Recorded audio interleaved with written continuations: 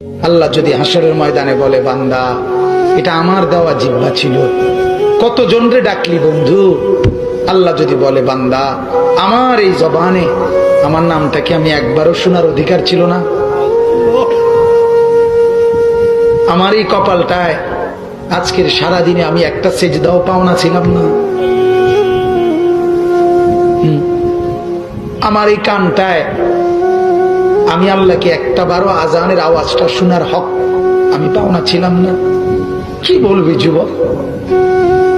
হ্যাঁ মুসলমান, কি বলবো? বলো না বাপ, কি বলবো? এক মা যদি বলে, মা তার পাষাণ ছেলেকেও যদি মা বলে, এরে বাপ 9টা মাস তোরে পেটে ধরছি রে বাপ, 2টা বছর তোরে বুকের দুধ খাওয়াইছি বাপ, বিনিময়ে তুই আজকে আমার মতো মা রে ভুলে গেলি বাপ, কেমনে রে সহ্য করলি?